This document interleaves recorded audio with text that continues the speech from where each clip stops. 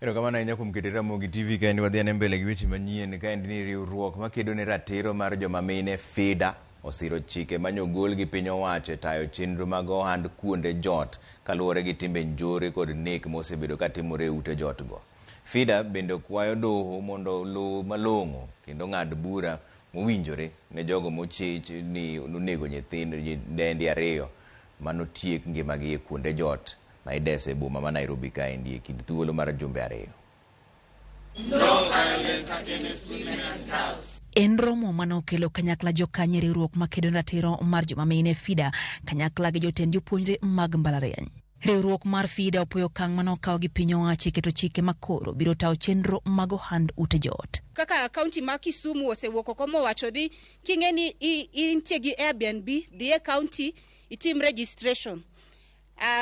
National government osewacho ni keturu CCTV camera mondo kata ka ji dhi kuonde makamagi pod gin safe ging'eyo joma odhi kanyo ere ID margi. The loss of life of these young women counts not only to statistics but also sets a very worrying and disturbing trend and uncertainty for the safety of women and girls in Kenya.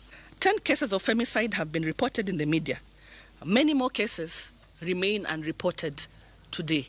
Riwruogno mathoth gi gino kinde osingo chiwo sir mowinjore ne familia mag nyidendi manonegigo kendo ochung' negi kaka okil e doho ma onge chudo moro amora ka bende koro gikwayo doho mondo mi okas buchego mar neno ni giyudo ratiro margi. Wabro wuoyo gi okinde ma watiyogo mondo okony families kaka ma Scarlett sani onge but family ne nitie.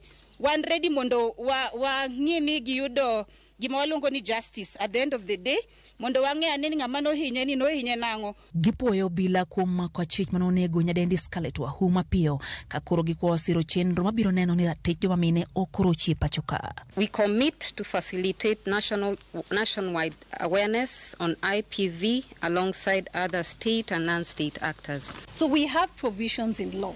Our question is whether the security apparatus is able to take this complaint seriously and really to urge both the society and security apparatus, when women come forth and make complaints, let us not engage in judging them, in shaming them, in questioning where they were. Daher bende kwayo jowa mag media ni kata ka cases gi osebedo reported kaka sani wasewacho wach Scarlett, wasewacho wach nyaminwa mano yudro isambucha waluru cases gi nyaka giko. Jotend jopuonjre mag mbalariany ma pacho ka okwayo jopuonjre mondo mi obedi motang' gi jogo magiromo godo kapok gitimo kodgi osiep. My call to fellow students is to be very aggressive and be your brother's keeper.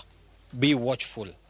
When you have your friend, make sure that if they are going somewhere, maybe for a social event, if you're going together, if they are visiting someone, make sure that you check up on them. Kain ng'ama nyako kata dichuo mapod somo e school, sami wuok oko idhi romo gi ng'ato, ber ni mondo igwele kata wadu moro, ing'ise ni adhi kama, ioro ne kata location ka gimoro timore to onyalo konyi. Riwruok mar FIDA nitiere kod geno ne lwenje makamagi biro rume pacho ka nyato ka Uganda riwruoge ma ok mag piny owacho kod piny owacho owuok oko kendo wuoyo gi duol achiel ka kwedo timbe makamago.